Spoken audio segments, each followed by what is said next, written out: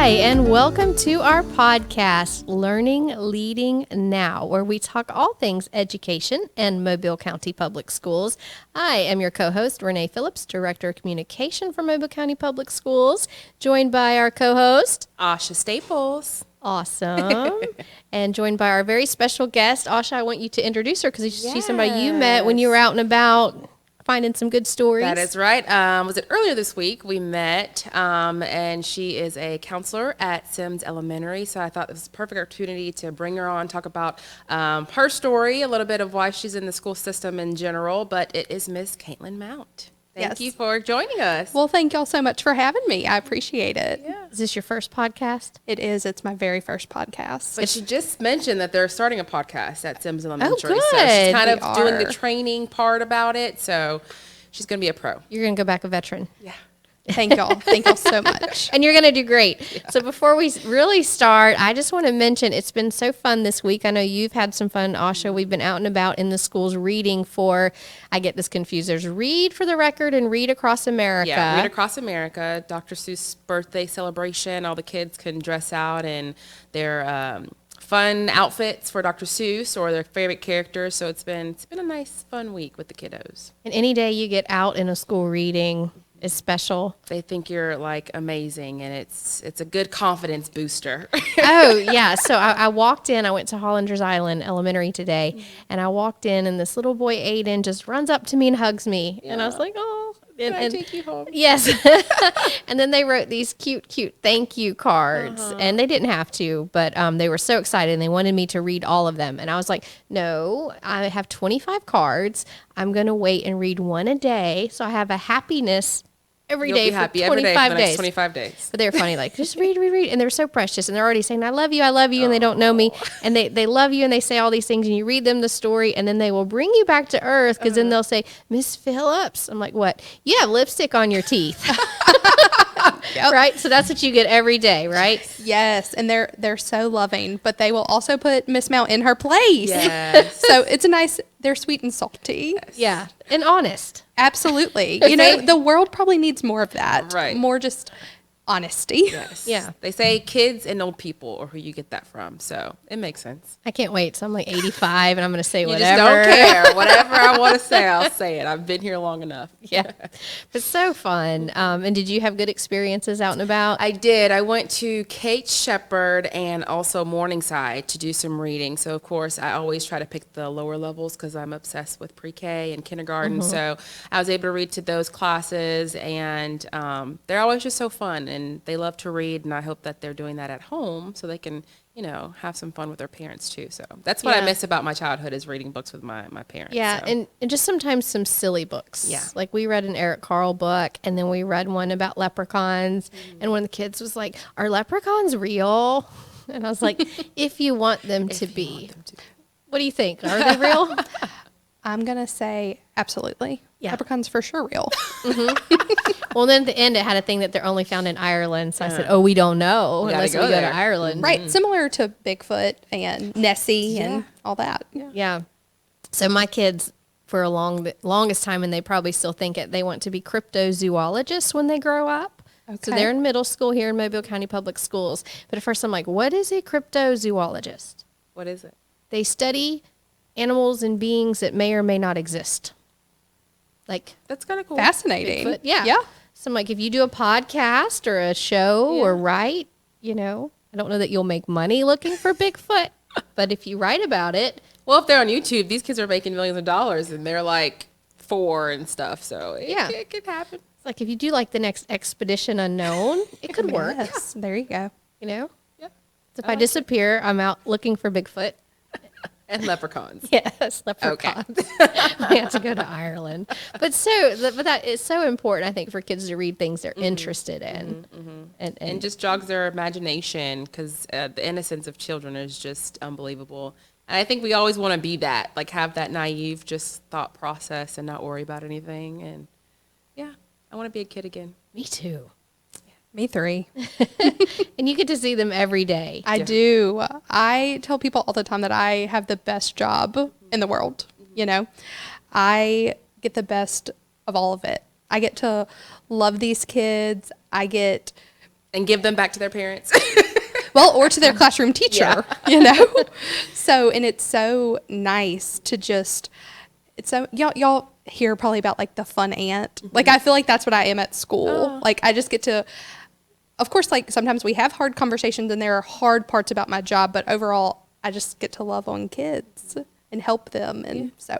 But you came from social work. So I how was that did. transition when you said, okay, I had enough, I need some happiness? Yes. So I was a social worker for 7 years, first in mental health, and then I was the trauma social worker at University Hospital. Okay. And it was just a lot of sad all the time. Wow. And, you know, I think the characteristics of a social worker are similar to the characteristics of a school counselor. For sure, yeah. But being a school counselor isn't sad all the time. You know, there are sad days and there are hard things, but social work was hard every single day. But I know myself, and I know that I needed to be able to continue to help. So that's how I got into school counseling. Oh, very awesome. Okay. So what does a school counselor do in elementary school? So in elementary school, I do like tier 1 lessons. So whole group, I go into classrooms and we work on specific things, whether that is friendship. You know, in 2nd grade this year, we've had to work a lot on tattling. I need those secrets. Right. My boyfriend's twins, that's what they're on right now. They're in pre-K, but they're always like excited to tell what the other one's doing. And it doesn't get better. My 6th and 8th graders do it too. I'm waiting for it gets better, but I guess it doesn't. And I really like to do a lot of bibliotherapy. So we read a lot of books. So Miles McHale Tattletale, it's a great one. Maybe y'all should read that. Okay. You know, with kindergarten, we worked a lot this year on personal space. So I just kind of tailor my lessons to whatever is needed. I do individual sessions with students who have some hard things going on. A lot of being a school counselor is different from the day to day. So I might have something planned, but things go haywire, or I have a student that's having a rough day and they need to come spend some time with me. So that's what elementary school counseling is like. That sounds awesome. So a fun job, but a hard job too. Sure. Because I know one thing, especially with COVID and even before that, we were having a mental health crisis. Yes, absolutely. And our kids feel that. And some of them have some rough situations. And They so do. they can come to you and talk to you. Yep, that's what I'm there for. And, you know, I even think back to whenever I was in elementary school. I think that there have always been kids with hard things going on. But I think as a society, we have progressed in that we allow people to kind of hold space for themselves and to talk about things. Whereas even whenever I was in elementary school, you didn't really talk about things at school. You talked about them at home. So I'm glad that I'm now able to kind of bridge that gap. Yeah. And then to get to the heart of some of the other issues, peer pressure. Right. Even drugs and alcohol and vaping and smoking, right? Yes. Like, do you use some of those preventative? Absolutely. Yep. You know, we need to, I think, and I'm lucky to be in a position to be able to do that, but preventative measures are so much more important than something happening and you then trying to intervene. Right. So, Lots of big topics. yeah. You know, I feel like, especially with like our 4th and 5th graders, you would really be surprised at the vaping and the That young? yeah. And I think it's not to get on my soapbox, but I feel like, especially with vapes, they're almost targeted to younger children.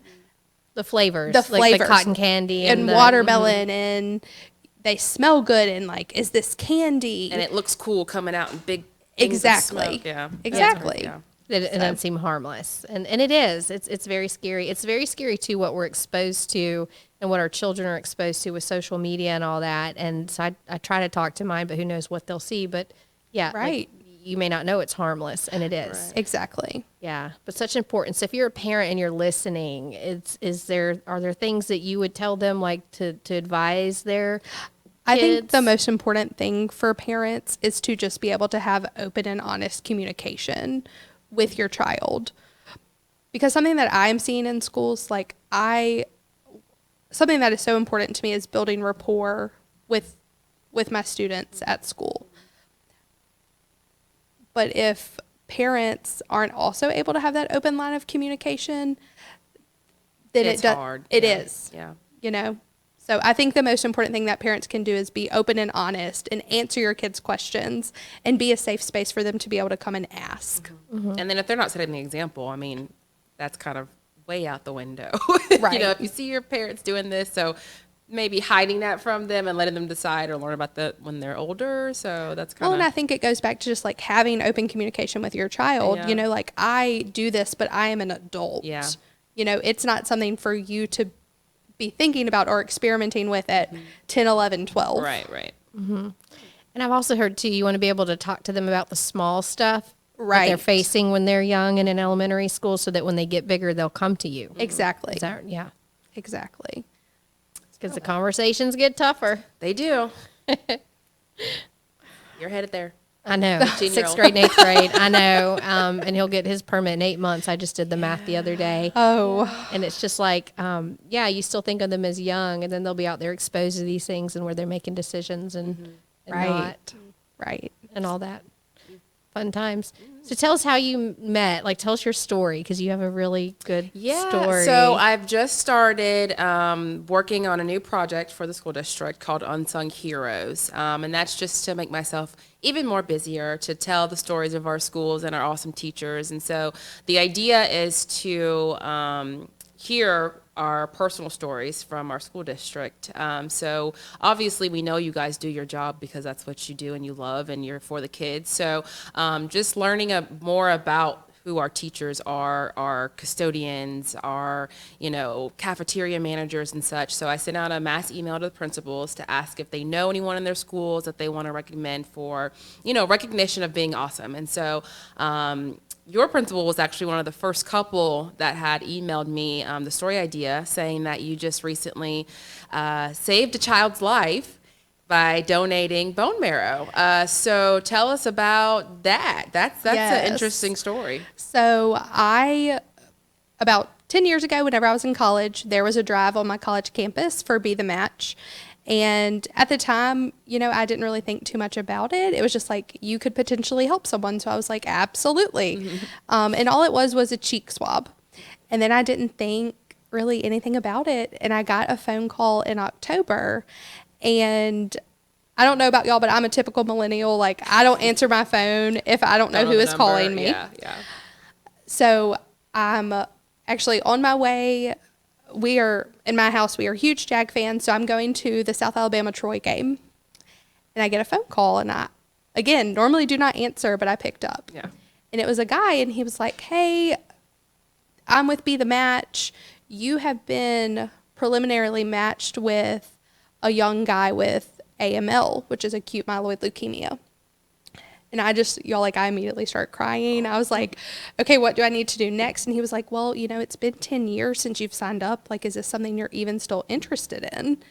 I was like, well, absolutely.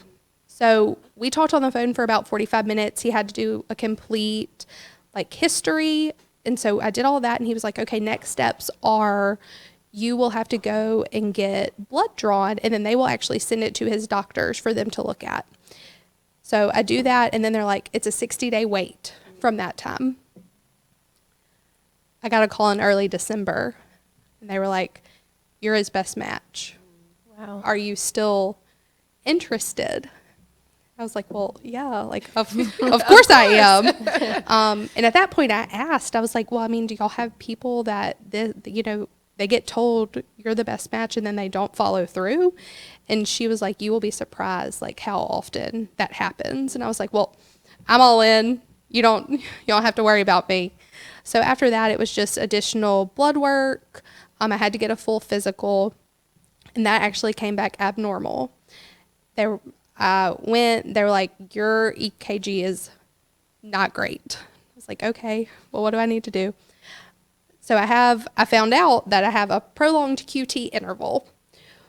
I went to the cardiologist. They did clear me for surgery. So after that, it was just figuring out when and where. So we ended up having to travel to Chicago, and the procedure was done, and I found out that I gave the more than enough of what he needed, and it made it to him, and he has had his transplant.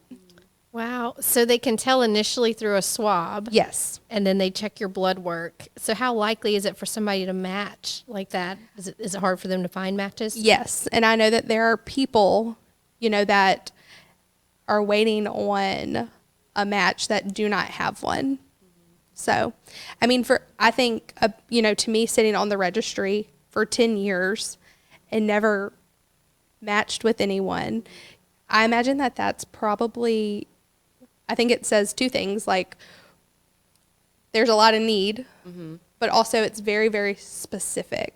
Like you have to be The perfect match for a person. Yeah. And so kind of when we were talking full circle moment, I mean, you worked with children in the school district or the hospitals, and then now you're in a school. One of the sound bites I used in your story was this could have been a kid, or my donation could have gone to a kid at MGM, and you were thinking about, well, what was I doing at 15? And this boy is here in a hospital bed at 15, and now I'm able to help him, survive and go be a kid. Right. So talk about that and that emotion from it. It's just a super emotional thing. Yeah. Like how lucky am I to be able to do this for someone else, to truly have the experience to love my neighbor, because that's what I kept thinking about, like I don't know him, but I love him, and I have thought about him since October whenever I found out about him. And so it's just, when you think about how perfect everything had to line up for this to work, it blows my mind, and how special modern medicine is to be able to do this for a 15-year-old kid. Yeah.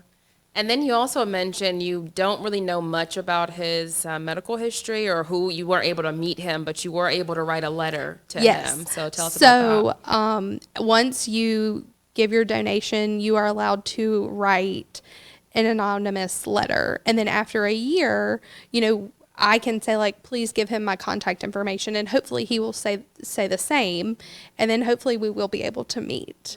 But writing the letter, I'm going to be honest, was probably the hardest part of this whole journey, because what do you say? Right. So there's a Facebook group of Be the Match, and so I kind of asked for advice in that. But I think my letter ended up only being 6 or 7 sentences. And I tried to keep it light because I felt like that was important. Right. So, I just told him, you have been thought about and prayed over since October. And I care about you very, very much. And that because there is a chance that he might need another donation. And so in my letter, I was like, I would do this 10,000 times over for you, because it's important to me. And then I just ended it with what my favorite road trip snack is, just to end on something kind of silly. Cute. I love that. And so special. You've never met him and you love him. Yes. Which is kind of that's what educators do, right? We love our kids. Right. Exactly. So, and if you're not familiar, so bone marrow, does it hurt when you donate it? So there are 2 ways to actually give. Whenever I first got matched, they told me the doctors want it surgically. So they would have gotten it from a hip through a needle. I would have been asleep. But then after that, and they couldn't give me too much information, but it led me to believe that maybe his condition had changed, because they changed the type of donation that I was giving. And so with that type of donation, it wasn't surgical. I had to take 5 days worth of shots to increase the amount of bone marrow in cells that my body makes naturally. And it was basically like a blood draw. So they put I don't know the word, but they put it in my arm, and then they pulled everything out. They ran it through a machine to separate the cells, and then they put the leftover blood products into my other arm. So it was a 6-hour long process that I was hooked up to this machine. It wasn't painful. the nurses in Chicago were wonderful. They were great. So surgically or through the blood draw, I mean, either way, it would be worth it, Yeah. in my opinion. Yeah. Just because, you know, I don't have leukemia. Like, so even though like these shots that I had to take, they caused like pain, they made my body think that I had a high fever and was fighting an infection. So I was very achy. I ran a fever for 5 days. It doesn't compare, No. Right. you know? Because you're giving him the ability to be Exactly. a kid again. Right. So So is it normal to have to wait a year to communicate? Because I kind of, before I started writing, I was like, I need a little motivation. So I looked up other stories that were kind of similar. And it seemed like some people were able to meet the person they donated to right away, or maybe I was reading it wrong. So but my understanding, and I don't know if this is just like a be the match requirement, but if you donate through or match through be the match, you have to wait for a year. Okay. If your person is in the United States, and then if they are somewhere else, you have to actually wait for 2 years. Okay. Wow. So your year will be December? So it's from the date that you give. So I Okay. gave in February. Okay. So, Okay. So you're So fresh next off it. February. yes. And you still recommend it. Yes, absolutely. Do you know any ways, or if you have, like, what are the most common questions that people ask you about if they're interested in donating? What do you tell them? I think the most common question is like, how do I get involved? And it's, you just go to bethematch.org, you put in your information, and they'll send you a swab kit. That's all you do. You swab your cheek and you send it back in, and then you're in their registry. Very cool. I'm going to go do that. Yeah. That sounds really I'm going to. well. And I'll tell you this, my husband's a very big blood donor. He does it every time they come. And then this past week, he just gave us platelets. Yeah. Like I was at church going, where's my husband? But they talked him into the platelets. Yeah. And so he said it was fine. It was, you know. I'm it that just, way with blood yeah. donating also. You like But to do it? I have type O blood, so I know it's always they're always in dire need, they say. So I try to give as much as I can. Yeah, which is great. I can't donate blood, but I'm an organ donor because I believe in that. I actually have an aunt who had a heart transplant. Oh, wow. And so just to see that it was kind of one of those things where she was in the hospital and they basically told her, you're not going to leave. Either you get a new heart or you're not going to walk out of here. And so it was one of those really sad things where you don't want what has to happen to get the heart. Right. But then when it happens, you're so thankful that somebody was kind, Right. like you, to give this to Have that somebody. be an option for someone. Yeah. And so that's given her, goodness, that's been about 5 years. Wow. And so to see her so healthy, and she does yoga now, and she goes out and about, and she's got grandbabies and Yeah. all these things. So I just think you're doing that for him. Well, Have thank you thought that far? I was Yeah. gonna say like that's gonna be his story. 10 years from now, he's gonna remember Miss Kaitlyn from Mobile gave him an extra. I can only hope Yeah. that is that's what happens. Like I hope that this works for him, and I pray every night that he goes into remission, because I can't, again, thinking back to whenever I was 15 and thinking to where I am now, how much growth and how much fun and the things that he should be able to experience. And I want that for him. So did they tell you about his process and his healing after the donation? Like, does he have to kind of go through more? So prior treatments? to the donation, he was in the hospital going through chemo and radiation because they basically have to kill their immune system. Right. So then he received my donation, and then he will stay in the hospital for a little bit longer just because his body needs a chance to Right. recoup and build all of that up. And then they'll check, and hopefully he'll be in remission, and that will be the end of that. Yeah. He'll be able to go and live a normal 15-year-old life. So, That's awesome. Something we all want. It's such a great story. You're going to make us both cry. oh, I'm excited. I even now that it's done, like if I think too hard about it, I get very, very emotional. Right, yeah. And it's kind of a different thing because people have been so kind to me whenever they hear, what I've done. And, people have said things like, you're a hero and that kind of thing. And I don't necessarily feel that way, you know, like, and I don't want people to look at me and think that I think that about myself, because I don't, you know, I would do that again and it doesn't matter. So I'm just very thankful to be in this position to be able to let people know about Be the Match, and how not only is it life-changing for the recipient, but it's changed my life too. So what happens with your registration? Does it stay on file and they may call you again? It does. Okay, that's yes. awesome. So there are actually people, like I said, in this donor community that I'm in, who have actually given, like, Be the Match tells you that you can give up to 3 times. So if my patient comes back and he ends up needing another round, you know, I can give to him 2 more times, or if I match with someone else, I still have 2 more times that I can give. Very cool. That is cool. And so have you gotten to tell your fellow teachers about this? And I have, and everyone has just been, again, very, very kind, and I'm just glad that I'm able to spread the word about it. so where do they go again if somebody wants to do this? They go to bethematch.org, and like on their front page, it's join the registry, and you just click that and they'll send you a swab, and then you'll just send it back in. That's great. So is this the kind of story you're looking for? We have great people. Yeah, like I said, I was writing the story yesterday.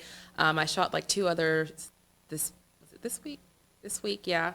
No, last week. And so I wrote hers, and then I had another couple, a teacher from Caslin and a teacher from Alma Bryant. They're married, and they have a very strong story like yours. And I'm in my office like crying over again, because in the moment when I'm interviewing, I'm like trying to, you know, Yeah. have a poker face and support you Right. guys and still listen, but get that emotion out. Yeah. And so when I go back and I'm listening to the sound bites and I'm hearing those, you know, I kind of don't look, I just write. And so to hear like taking, you know, those deep pauses of breath and, you know, the shaky voices, I'm just like, oh my God, I can't, people are so awesome. Or you just never know what people are going through. That's why I want to do this. You don't Right. know what the lives of, you know, our teachers after they leave school. And then the fact that y'all show up for people's kids every day. And so again, you never know what people are going through, and y'all just kind of go into work mode and superhero mode, and then you're back to your normal lives. So Well, I think that you are doing an amazing thing, just because I feel like a lot of times, even in education, you just hear a lot of negative. yeah. And so it is good of you to be spreading such a positive, and to almost like humanitize people that work in education. You know, you send the kids to school and they learn and they come home, and you don't really think about the teacher and what they're going through in their life when they leave school. But, you know, y'all are awesome. So we always have to cheer for y'all. You are. And so we love your story. Thank you for Yes. what you do every day in our schools. And we will share some more positivity on our Yes, next we one. will. So excited. Thank y'all so much. All Thank right. you. Thanks for joining us. We'll catch you next time on Learning Leading Now.